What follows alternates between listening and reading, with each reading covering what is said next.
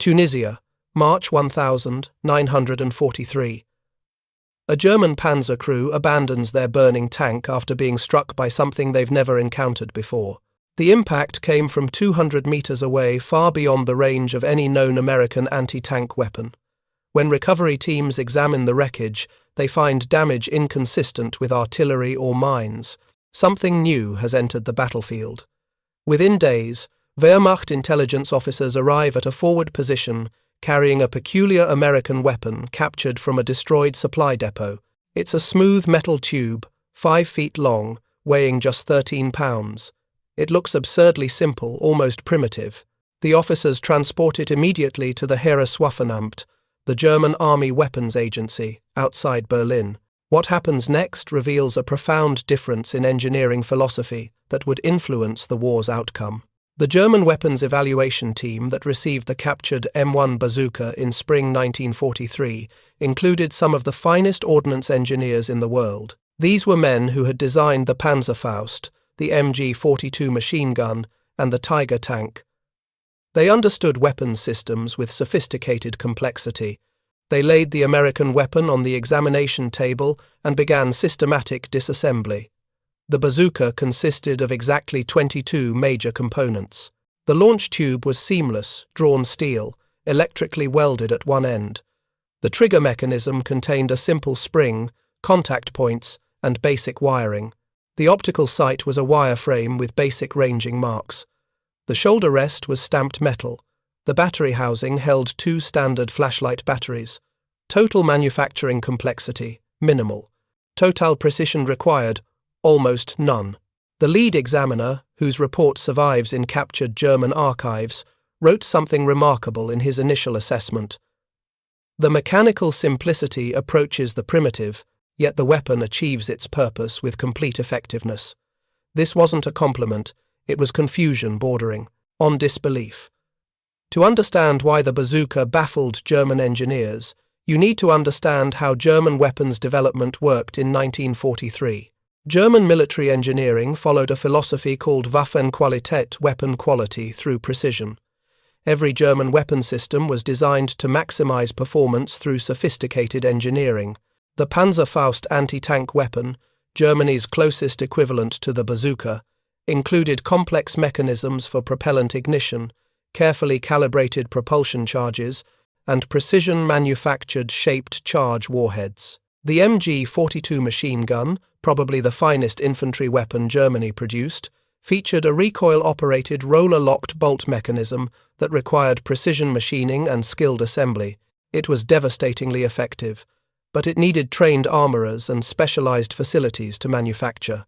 Before we jump back in, tell us where you're tuning in from, and if this story touches you, make sure you're subscribed because tomorrow I've saved something extra special for you. The Tiger tank represented German engineering philosophy perfected. Overlapping road wheels with interleaved suspension, a sophisticated transmission with 8 forward gears, precision-machined armor plates, and a gun capable of destroying any Allied tank at ranges exceeding 2,000 meters. These weapons won tactical engagements repeatedly. They were superior to Allied equivalents in almost every measurable performance metric. But they shared a fatal weakness: complexity. The American bazooka represented the opposite philosophy. It wasn't designed to be the best anti-tank weapon theoretically possible. It was designed to be good enough, simple enough, and cheap enough to produce in massive quantities and place in the hands of every infantry squad. The German examination team did what engineers do.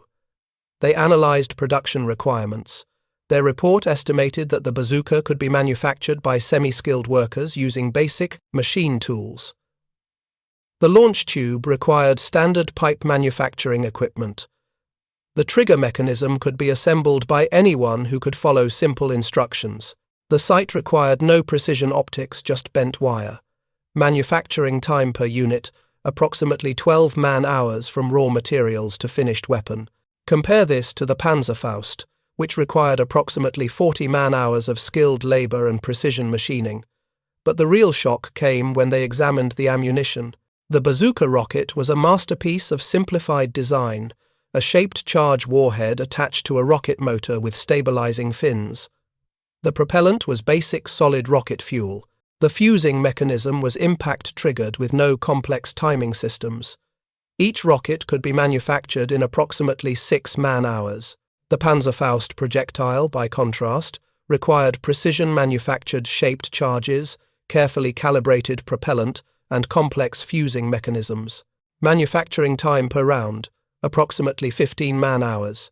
The German engineers calculated something disturbing. For every Panzerfaust and 3 rounds that Germany could manufacture, America could produce 1 bazooka and 12 rockets. What the German engineers were encountering, though they couldn't fully articulate it, was the product of a completely different design philosophy. American weapons designers in World War II operated under constraints that European engineers considered almost insulting. Weapons had to be manufacturable by workers with minimal training, using widely available materials in facilities that might have been making refrigerators 6 months earlier. The bazooka's development story illustrates this perfectly. In 1942, Captain Leslie Skinner and Lieutenant Edward Ewell at Aberdeen Proving Ground in Maryland were working on infantry anti-tank weapons. The Army needed something portable, effective against German armor, and manufacturable quickly. Ewell's breakthrough came from radical simplification. Existing rocket launcher designs used complex mechanisms to handle the rocket's exhaust. Ewell asked a simple question: what if we just let the exhaust vent out the back of an open tube? This eliminated the need for complex breech mechanisms, exhaust diversion systems, and precision-fitted components. The rocket could be loaded from the front, fired electrically, and the backblast would simply vent harmlessly behind the operator. The prototype was literally a piece of steel pipe with a trigger borrowed from a doorbell and 2 flashlight batteries for ignition. When Ewell demonstrated it for the first time in May 1942, he destroyed a moving target tank at 50 yards. The Army ordnance officers watching were stunned not by the sophistication, but by how something so simple could be so effective. The weapon entered production within months. By the time German engineers examined their captured example in 1943, over 100,000 bazookas had been manufactured. Here's what made the German analysis so troubling. The bazooka worked. The M6 rocket could penetrate approximately 80 millimeters of armor at 90 degrees, sufficient to destroy any German tank except the Tiger and Panther from most angles. The weapon was accurate to 200 meters, which covered most infantry engagement ranges. And unlike the Panzerfaust, which was single-use, the bazooka launcher was reusable indefinitely. But the performance wasn't the shocking part. German weapons often exceeded American equivalents in pure performance metrics. The shocking part was the ratio of effectiveness to complexity. The German report included calculations that are remarkable for their honesty. The analysts concluded that the bazooka achieved approximately 70% of the anti-tank effectiveness of comparable German weapons, while requiring less than 25% of the manufacturing resources. This ratio effectiveness per unit of industrial investment was something German engineers had never optimized for. Their training, their tradition, and their military culture all emphasized maximum performance rather than maximum efficiency. The Wehrmacht's response to the bazooka was predictable. Copy it. In late 1943, German ordnance issued requirements for the Panzerschreck, literally tank terror, a German version of the bazooka. The design team was instructed to replicate American functionality while improving performance where possible. This is where the philosophical difference became concrete. German engineers couldn't simply copy the bazooka. Their engineering culture wouldn't permit it. Every component had to be improved to German standards. The launch tube was made heavier and more robust. The trigger mechanism was redesigned with more sophisticated electrical contacts. The sight was upgraded to include more precise ranging marks. A blast shield was added to protect the operator from rocket exhaust. These improvements made the Panzerschreck objectively better than the bazooka in performance. It could fire larger rockets with greater penetration. It was more durable and more accurate. But it also required approximately 35 man-hours to manufacture instead of 12. It weighed 20 pounds instead of 13. And it needed more skilled labor and more sophisticated tooling. By mid-1944, Germany was producing Panzerschrecks at a rate of approximately 3,000 per month. The United States was producing bazookas at approximately 15,000 per month. The performance advantage of German over-engineering was being overwhelmed by American mass production. The captured bazooka report included a section that reveals how deeply German engineers misunderstood their strategic situation. The analysts noted, almost dismissively, that American weapons design showed insufficient attention to performance optimization and relied on quantity over quality, approaches that reflected industrial rather than military thinking. This was intended as criticism. It was actually a perfect description of why America was winning. German military engineering in World War II suffered from what modern strategists would call optimization at the wrong level. German weapons were optimized for tactical superiority, winning individual engagements through superior performance.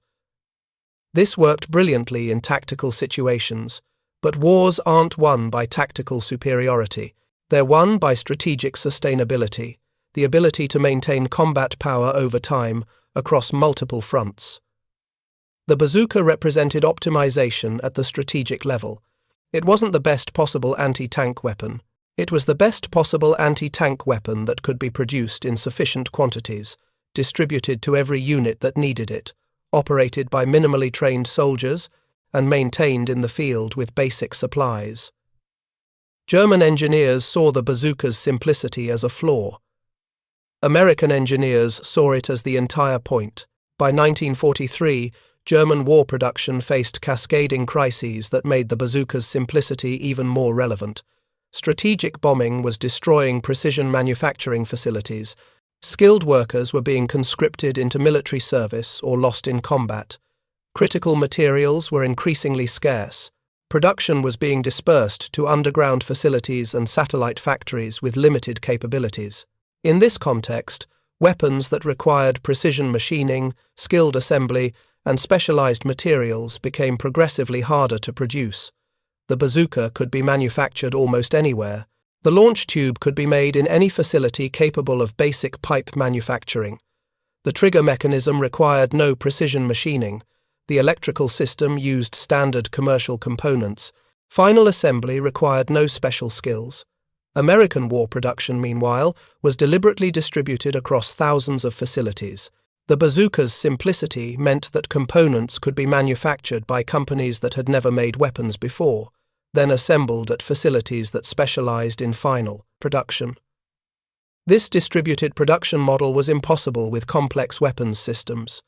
You couldn't teach a furniture factory to make Tiger tank transmissions, but you could teach them to make bazooka launch tubes in a matter of weeks.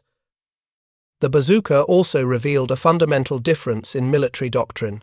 German anti-tank doctrine emphasized specialized anti-tank units with sophisticated weapons. The Panzerfaust and Panzerschreck were issued to designated anti-tank soldiers who received extensive training. This created a capable anti-tank force, but it limited flexibility. American doctrine, influenced by infantry warfare experience, emphasized giving every infantry squad anti-tank capability. The bazooka's simplicity made this possible. After basic training, any soldier could operate the weapon effectively. This meant American infantry units had organic anti-tank capability at the squad level. They didn't need to wait for specialized units or call for support. If they encountered armor, they could engage it immediately. The tactical flexibility this created was profound. German armor, accustomed to infantry that could be overrun easily, suddenly faced infantry that could threaten tanks at every encounter. The most remarkable part of the German bazooka evaluation isn't in the main report. It's in a supplementary memo written by one of the senior engineers involved in the analysis. The memo, discovered in captured archives after the war, contains a paragraph that's stunning in its honesty. The American weapon represents a philosophy of military engineering that we have not considered. They have not designed the best weapon. They have designed a weapon system that optimizes production, distribution, training, and tactical employment simultaneously. The weapon itself is merely one component of this system. We have designed weapons. They have designed a capability. This is a German engineer, trained in precision and sophistication, admitting that simplicity might be superior strategy. The memo goes on to note that German attempts to match American production volumes while maintaining German quality standards were creating unsustainable resource demands. Manufacturing hours per weapon were increasing as skilled workers became scarce. Complex weapons required more maintenance in the field, consuming resources that were increasingly unavailable. The memo's conclusion was prescient. If we cannot simplify our approach to weapons manufacturing, we will be defeated not by superior technology, but by superior production philosophy. This warning went largely unheeded. German military culture could not embrace simplification. It would have felt like surrender, or admission that German engineering excellence was somehow inadequate. The bazooka went on to become one of the most produced weapons in history. By war's end, over 450,000 launch tubes and approximately 15 million rockets had been manufactured. The weapon served in every theater where American forces fought. It destroyed thousands of German vehicles. It armed resistance fighters throughout occupied Europe. It gave infantry squads the confidence to engage armor without specialized support. But its greatest impact wasn't on the battlefield. It was in the design philosophy it represented. After World War II, weapons design increasingly emphasized the bazooka's principles: simplicity over sophistication, manufacturability over maximum performance, and system-level effectiveness over component-level optimization. The Soviet RPG-7, still in service 80 years later, directly descends from bazooka design philosophy. Modern disposable anti-tank weapons like the AT-4 and LAW extend the same principles even further. Weapons so simple they're discarded after single use rather than maintained. The idea that weapons should be simple enough for rapid production and training became doctrine. Complex weapons that required extensive support infrastructure came to be seen as strategic liabilities rather than tactical advantages. The bazooka story parallels the Detroit Arsenal story in revealing ways. Both represent American industrial philosophy applied to military problems. Both prioritized manufacturability over theoretical perfection. Both succeeded by optimizing at the system level rather than the component level. German engineers examining the bazooka experienced the same cognitive dissonance as German tank commanders facing Sherman tanks in overwhelming numbers. The American equipment wasn't better in tactical comparisons, but American production methods created strategic advantages that tactical superiority couldn't overcome. The Sherman tank wasn't as good as the Tiger, but America could produce 20 Shermans for every Tiger Germany manufactured. The bazooka wasn't as sophisticated as the Panzerschreck, but America could arm 20 infantry squads with bazookas for every squad Germany could arm with Panzerschrecks. In both cases, German engineers and commanders made the same mistake. They optimized for winning battles while America optimized for winning wars. The bazooka's lesson extends far beyond military history. It's a case study in design philosophy that remains relevant today. When German engineers examined the bazooka and saw primitive simplicity, they were revealing their own assumptions about what good engineering meant. Good engineering, in their framework, meant sophisticated solutions that maximized performance through precision and complexity. American engineers had a different definition. Good engineering meant solutions that achieved necessary performance while minimizing manufacturing complexity, training requirements, and logistical demands. This isn't about American engineering being better than German engineering.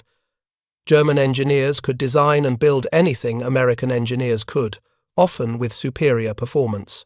The difference was in the question being answered. German engineers asked, "What is the best weapon we can design?" American engineers asked, "What is the most effective weapon system we can deploy?" That difference between optimizing the weapon versus optimizing the capability determined which approach would prevail in total war. Today, we see the same tension between sophistication and simplicity across technology domains. Software engineers debate whether to use complex frameworks or simple tools. Product designers argue about feature-rich versus minimal interfaces. Organizations struggle between sophisticated processes and straightforward workflows. The bazooka offers guidance. Sophistication is valuable only when it enhances the system's overall effectiveness, not when it serves engineering pride. The most sophisticated solution is often impressive, The simplest solution that works is often winning. German engineers couldn't build simplicity like the bazooka because their entire training and culture oriented towards sophisticated solutions.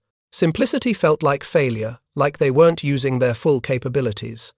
American engineers could build simplicity because they asked different questions. They measured success not by sophistication but by effectiveness. They optimized not for the elegance of the solution but for the reliability of the outcome. When German engineers examined that captured bazooka in 1943, they were holding evidence of their strategic defeat.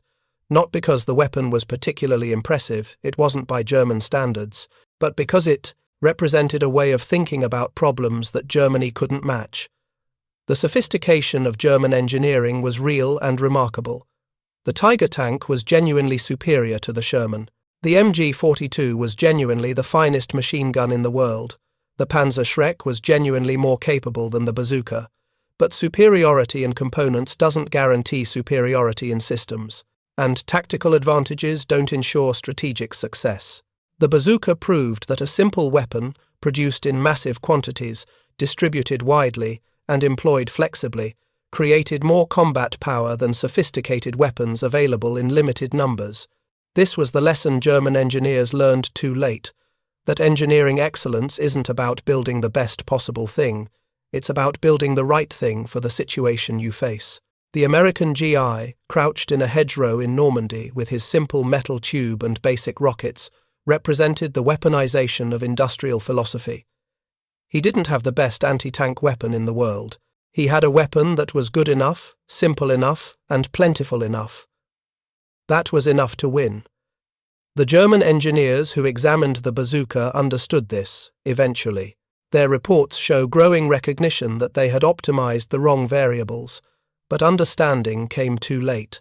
By the time German ordnance fully grasped the strategic value of simplicity, Germany lacked the resources to implement it, even if they wanted to.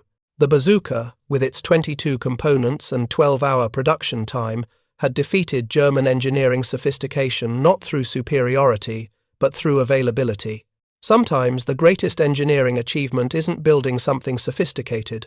Sometimes it's building something simple enough to build 100,000 times. That's the lesson German engineers learned when they examined a captured bazooka and admitted, however reluctantly, that they'd never built simplicity like it, and that simplicity might be what cost them the war. The difference between German and American anti-tank weapons philosophy became brutally apparent in the field conditions of 1944 to 1945. A bazooka team consisted of 2 soldiers, a gunner and a loader. Training took approximately 1 week. The weapon required no special maintenance beyond basic cleaning. Ammunition was lightweight enough that infantry squads could carry multiple rockets without significant burden. If the launcher was damaged or lost, it could be replaced from standard supply channels within days.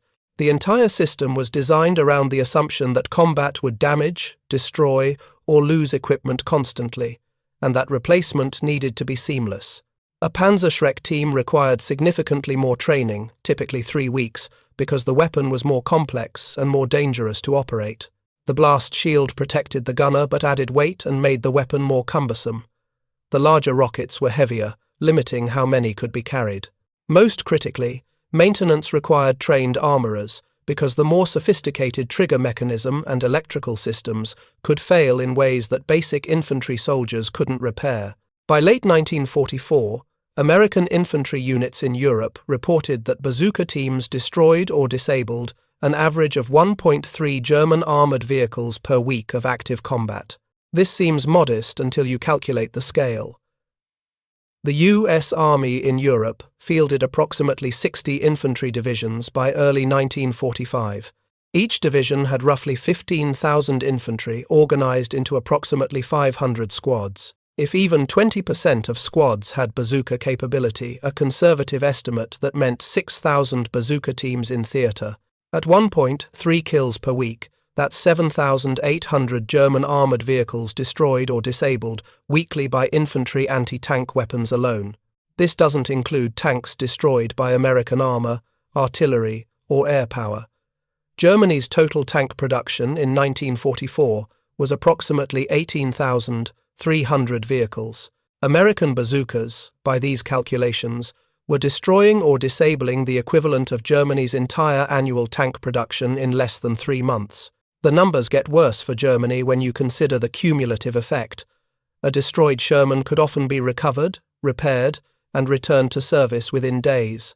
American maintenance crews became legendary for their ability to cannibalize damaged vehicles and rebuild functional ones. A destroyed German tank, especially late-war models like the Tiger II or Panther, was often unrecoverable due to weight and complexity. Even if recovered, repair required specialized parts that were increasingly unavailable. Many German tanks destroyed in combat were abandoned and scuttled rather than repaired. The bazooka's simplicity created a strategic advantage that German planners hadn't anticipated: training scalability. In 1942, when the bazooka entered service, the U.S. Army implemented a training program that could qualify a soldier on the weapon in 40 hours of instruction. This included basic operation, safety procedures, tactical employment, and live fire exercises. By 1944, combat experience had refined training to approximately 20 hours. Soldiers learned basic operation in the first 2 hours, practiced loading and aiming for another 6, and spent the remaining time on tactical scenarios and live fire. This meant a replacement depot could train an entire infantry company, roughly 190 men, to bazooka proficiency in less than a week, using a handful of instructors and a modest supply of training ammunition. Germany's Panzerschreck training, by contrast, required approximately 80 hours per soldier due to the weapon's greater complexity and the more extensive safety protocols needed for the larger backblast. Training capacity became a bottleneck as experienced anti-tank soldiers were killed or wounded faster than replacements could be trained. The strategic mathematics were devastating. America could train bazooka operators at roughly 4 times the rate Germany could train Panzerschreck operators. As casualty rates increased through 1944 to 1945, this training differential compounded. Experienced German Panzerschreck teams were extraordinarily effective, often achieving multiple vehicle kills. But as these veterans were lost, their replacements were progressively less trained due to compressed training cycles. American bazooka teams, by contrast, could achieve adequate effectiveness with minimal training because the weapon system was designed for rapid proficiency. The simplicity advantage extended throughout the logistics chain in ways that weren't immediately obvious but proved decisive over time. Consider ammunition supply. A bazooka rocket weighed 3.4 pounds. A single soldier could carry 6 rockets, roughly 20 pounds, without significant encumbrance. A truck could transport approximately 1,500 rockets. Ships crossing the Atlantic could stack rockets efficiently because the packaging was simple and standardized. Panzerschreck ammunition weighed 7.5 pounds per rocket. The larger size meant less efficient packing. Transportation required more careful handling due to the weapon's sensitivity. Storage requirements were more demanding. These differences seem marginal until you scale to theater-level logistics. In preparing for the Normandy invasion, Allied logistics planners calculated ammunition requirements for 6 months of combat operations. For bazookas, they estimated 2.5 million rockets would be needed. Shipping 2.5 million bazooka rockets required approximately 4,250 tons of transport capacity. The equivalent number of Panzerschreck rounds would have required approximately 9,400 tons, more than double. This wasn't just theoretical. By late 1944, German logistics were collapsing. Fuel shortages, transportation disruptions, and strategic bombing had created cascading supply failures. Complex weapons with heavy ammunition became progressively harder to keep supplied. American logistics, while strained, never approached breakdown because the entire supply system had been designed around mass production and distribution of standardized items. Preparing and narrating this story took us a lot of time, so if you are enjoying it, like this video, it means a lot to us. Now back to the story. Bazooka ammunition was so standardized that it could be manufactured at dozens of facilities, shipped through multiple routes, and distributed through flexible supply chains. The bazooka created an unexpected advantage in field maintenance that fundamentally changed infantry warfare. Traditional military equipment philosophy held that weapons required trained armorers for maintenance and repair. Complex mechanisms needed specialist attention. This created a support infrastructure where infantry units relied on rear-echelon maintenance personnel. The bazooka required almost no maintenance. The launch tube couldn't really break, it was just a pipe. The trigger mechanism was so simple that most infantrymen could disassemble and repair it with basic tools. The electrical system used standard batteries available anywhere. This meant bazooka teams were essentially self-sufficient. They didn't need armorer support. They didn't need spare parts inventories. They didn't need rear-echelon maintenance facilities. The strategic implication was profound. Infantry units could operate independently for longer periods without logistical support. This enabled the rapid advances through France in 1944 and the fluid operational tempo that kept German forces off balance. German units, equipped with more complex weapons, required more extensive support infrastructure. As this infrastructure collapsed under bombing and operational pressure, weapon system reliability declined. By early 1945, German after-action reports routinely noted that significant percentages of advanced weapons were non-operational due to maintenance issues rather than combat damage. There's a psychological aspect to weapon simplicity that military planners rarely quantified, but that proved significant in combat. Soldiers trust simple weapons. They understand them intuitively. When something goes wrong, they can often diagnose and fix the problem themselves. This creates confidence. Complex weapons create dependency. Soldiers don't fully understand how they work. When they malfunction, soldiers can't fix them and must rely on specialists who may not be available. This creates anxiety. American soldiers developed legendary confidence in the bazooka. It worked reliably. It was easy to use. When it didn't fire, the problem was usually obvious: dead battery, loose connection, damaged wire, and fixable in minutes. This confidence translated to tactical aggressiveness. Infantry units equipped with bazookas would engage German armor that previous doctrine said they should avoid. This aggressiveness disrupted German tactical planning, which assumed infantry would retreat or call for support when encountering armor. German soldiers, conversely, developed a complicated relationship with their more sophisticated weapons. The weapons were effective when they worked, but reliability issues were common enough that soldiers couldn't assume their equipment would function when needed. Post-war interviews with German veterans repeatedly mention equipment reliability concerns. The weapons were excellent when properly maintained with correct ammunition and operated by trained soldiers, but combat conditions rarely provided all three prerequisites. The bazooka's design philosophy created a virtuous cycle of improvement that German over-engineering inhibited. Because the bazooka was simple, field modifications were common and often effective. Soldiers discovered that certain techniques improved accuracy. They developed tactical innovations for team coordination. They improvised solutions to specific problems. These field innovations fed back to Army ordnance, which incorporated successful modifications into official doctrine and subsequent production variants. The M9 and M9A1 bazookas, introduced in 1943 and 1944, included improvements identified through field use. The modification cycle was rapid because the weapon system was simple enough that changes didn't require complete redesign. Better sights could be added without changing the launch tube. Improved rockets could be developed without modifying the launcher. Training could be updated quickly because the fundamental operation remained constant. German weapons development, focused on sophisticated systems, couldn't iterate as rapidly. Modifications to complex mechanisms required extensive engineering review. Production changes needed retooling. Training updates demanded new specialist instruction. The Panzerschreck went through fewer variants than the bazooka, despite being introduced later, not because it was more refined initially, but because the system's complexity made rapid iteration difficult. The bazooka enabled something unprecedented: total industrial mobilization for weapons production. By 1944, bazooka components were being manufactured by over 200 companies across the United States. Many had never made military equipment before. The launch tubes came from pipe manufacturers.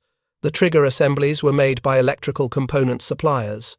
The sights were produced by wire fabricators. This industrial diversification meant that destroying any single factory wouldn't significantly impact production. The system was resilient through distribution.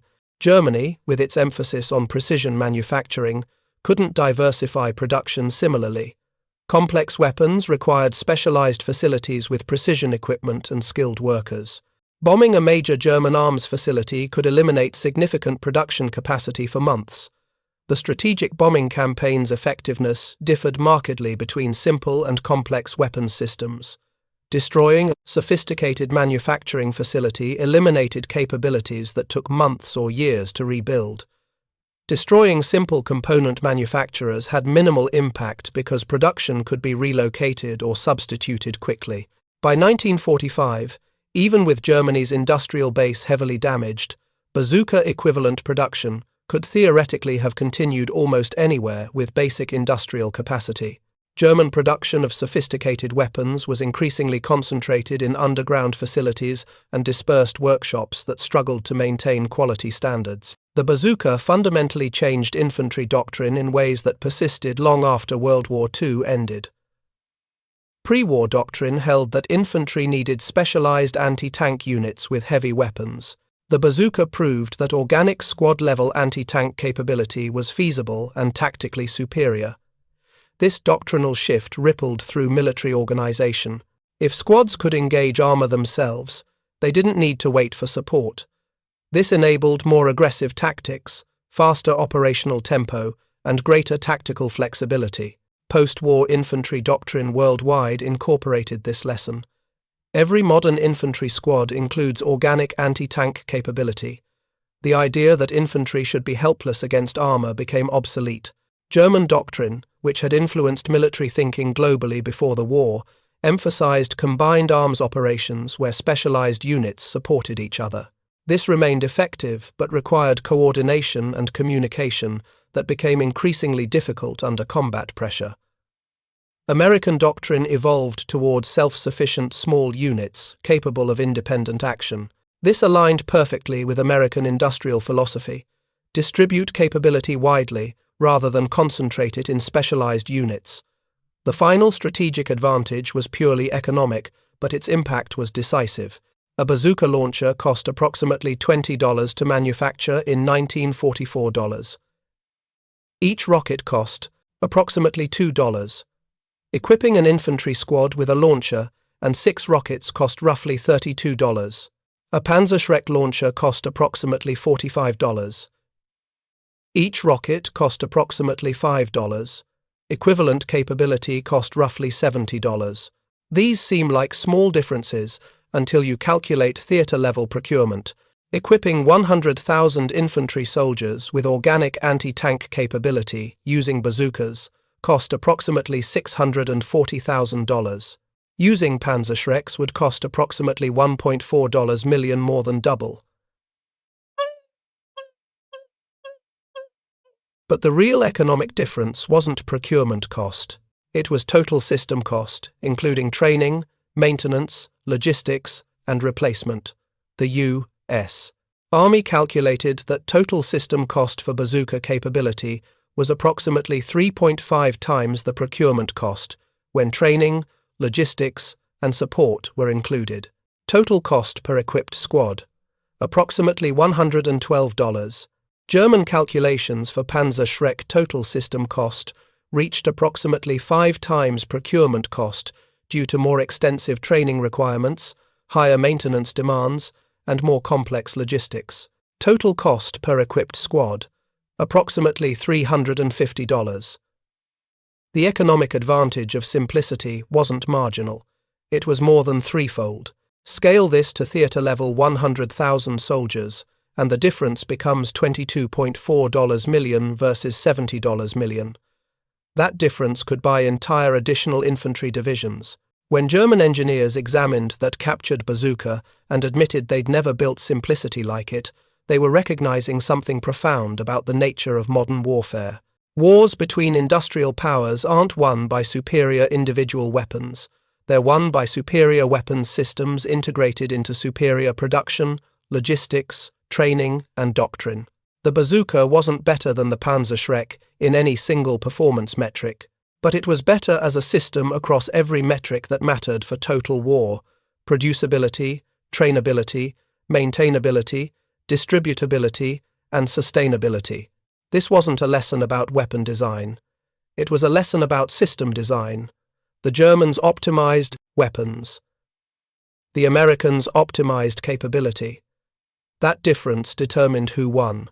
To understand why German engineers couldn't replicate American simplicity, you need to understand where German engineering culture came from. German technical education in the early 20th century descended from the Prussian Technische Hochschulen system established in the 1872. These technical universities emphasized theoretical rigor, mathematical precision, and comprehensive mastery of engineering principles. A graduate engineer, an ingenieur, was expected to understand not just how things worked, but why they worked at a fundamental level. This produced engineers of extraordinary capability. German engineers could solve problems that others couldn't even articulate. They could design systems of remarkable sophistication. They could push materials and mechanisms to theoretical limits. But this education system also created a culture where simplicity felt like intellectual surrender. An engineer who proposed a simple solution when a sophisticated one was possible wasn't being efficient, he was being lazy. Elegance meant extracting maximum performance through clever design, not achieving adequate performance through minimal design.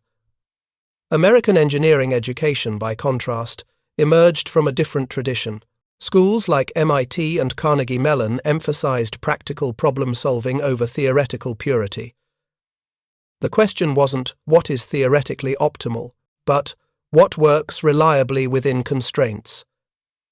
This created engineers who were comfortable with good enough solutions. They didn't see simplicity as failure, they saw it as appropriate optimization. When a German engineer looked at the bazooka, he saw a weapon that wasn't living up to its theoretical potential. When an American engineer looked at the bazooka, he saw a weapon that perfectly matched its operational requirements. German manufacturing culture compounded the engineering philosophy problem. German industry, in the early 20th century, was built on handwork craftsmanship. Master craftsmen, Meister, trained apprentices through multi-year programs that emphasized skill development and pride in quality work. A Meister was respected not for how many items he produced, but for how well each item was made. This system produced extraordinary quality. German machine tools, optical instruments, and precision mechanisms were the finest in the world. German manufacturing meant something a guarantee of quality, durability, and performance. But craftsmanship culture resists mass production. The entire philosophy centers on the individual craftsman bringing skill to bear on each piece. Standardization feels like degradation. Interchangeable parts seem inferior to hand-fitted components. American manufacturing culture evolved differently. The American system of manufacturing, developed in the 19th century for firearms and clocks, emphasized interchangeable parts from the beginning. American manufacturers didn't have large populations of trained craftsmen, so they designed systems that worked with semi-skilled labor. This wasn't because Americans couldn't do craftsmanship, it was because American manufacturers faced different constraints: labor, scarcity, vast distances, rapid growth that made craftsmanship inefficient. By World War II, these divergent paths had created fundamentally incompatible manufacturing philosophies. German manufacturers optimized for quality per unit. American manufacturers optimized for total system output. There's a psychological phenomenon in engineering where complexity becomes self-reinforcing. Once you've designed something sophisticated, simplifying it feels like going backward.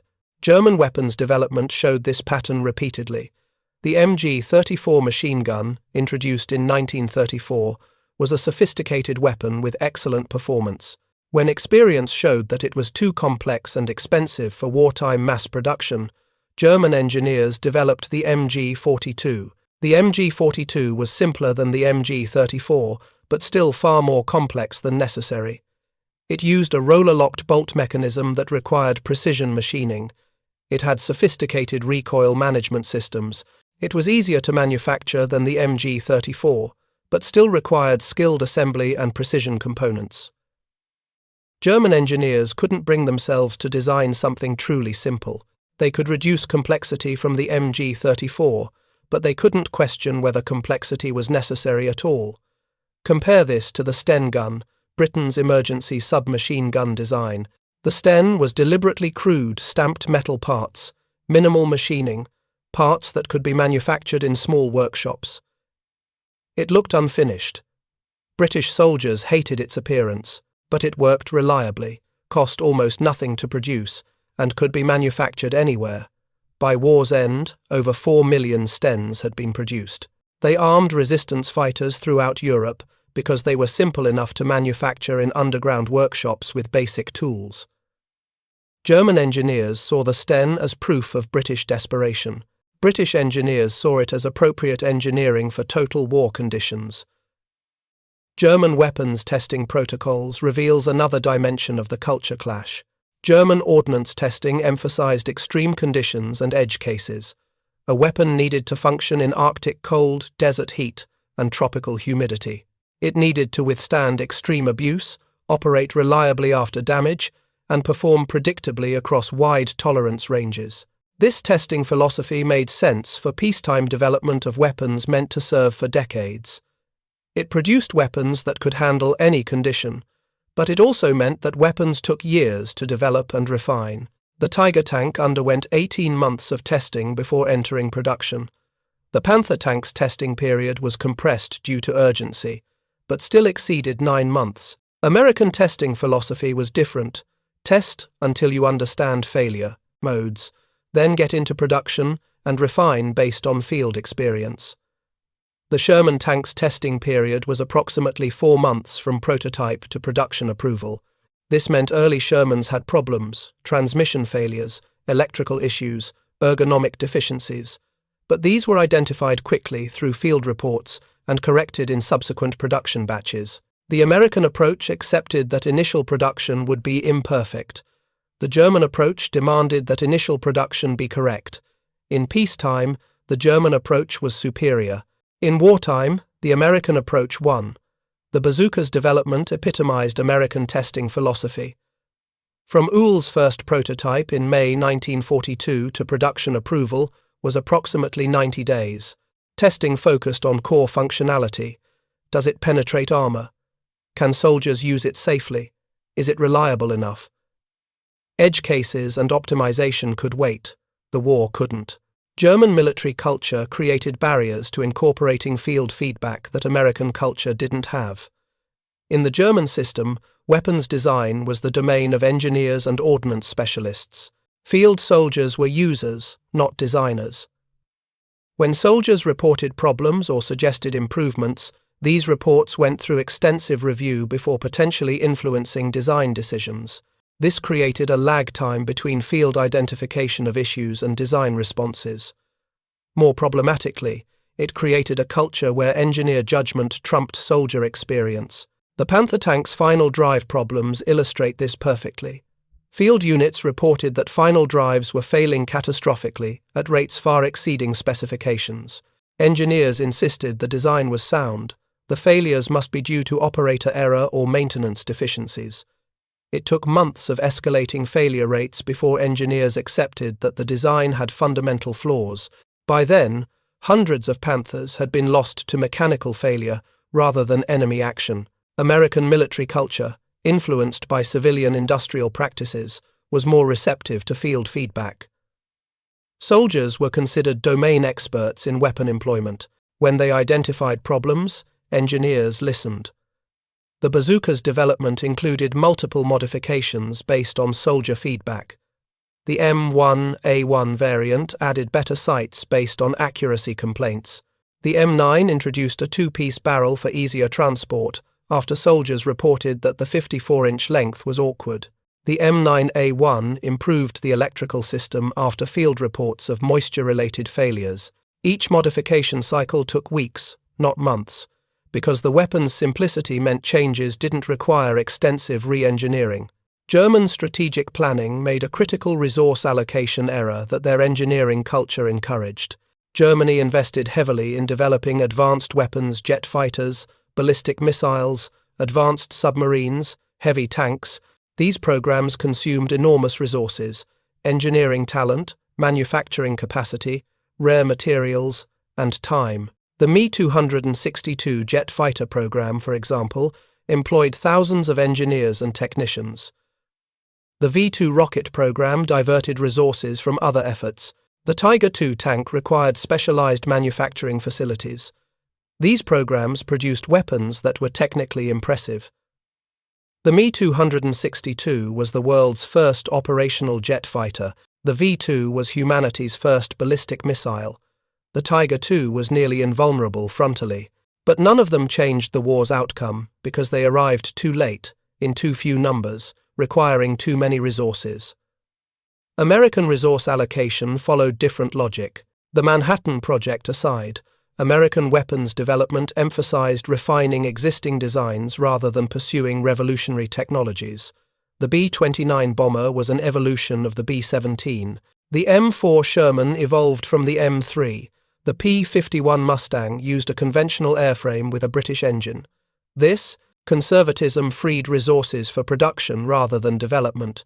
America built more planes, tanks, and ships using proven designs rather than fewer units of advanced designs.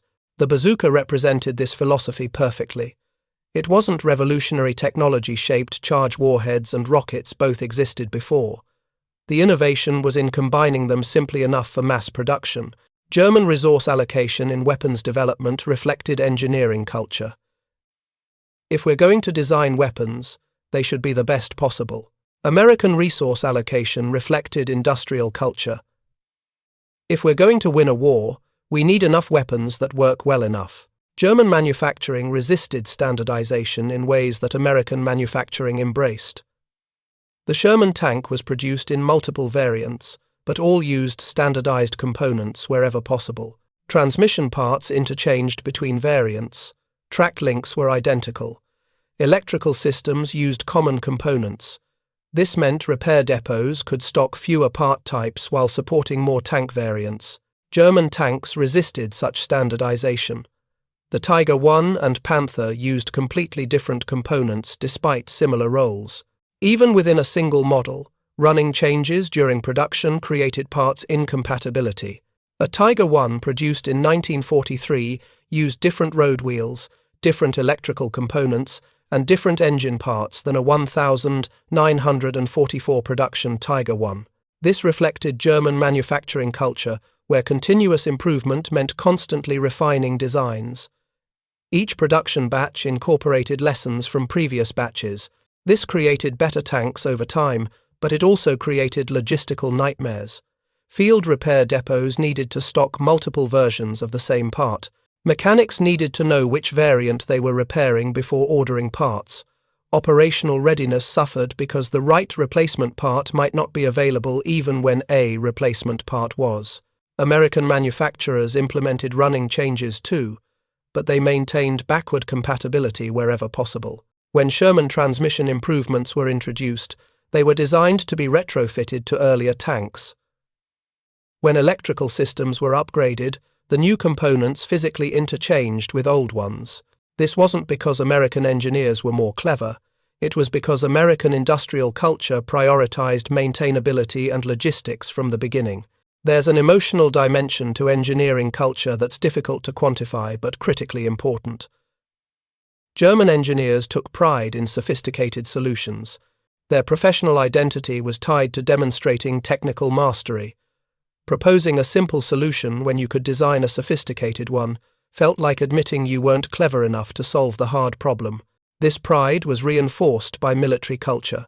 German officers appreciated sophisticated engineering. A complicated weapon that worked well reflected well on the engineers who designed it and the nation that produced it. American engineers took pride in different achievements. Making something simple, cheap, and producible in vast quantities was considered just as impressive as making something sophisticated. The professional respect went to engineers who solved problems elegantly, where elegance meant minimum complexity for maximum effect. This cultural difference meant that German engineers designing the Panzerschreck felt compelled to improve upon the bazooka rather than simply copy it. Producing a German weapon that was just as simple as an American design felt like conceding American engineering superiority. So they made it more sophisticated. Better sights, more robust construction, improved safety features. Each improvement made the weapon objectively better in isolation, but worse as a system in context. The different engineering cultures created different technical training systems that reinforced the philosophical divide. German technical training emphasized mastery. An apprentice, mechanic, underwent 3 to 4 years of training before qualifying. This produced mechanics who could diagnose and repair almost anything, but it meant Germany couldn't rapidly expand its maintenance workforce. American technical training emphasized specialization. A mechanic might train for 6 weeks on Sherman transmissions specifically. He wouldn't understand the theoretical principles deeply, but he could competently repair Sherman transmissions quickly. This training difference mirrored the weapon design difference. German weapons assumed highly trained operators and maintainers.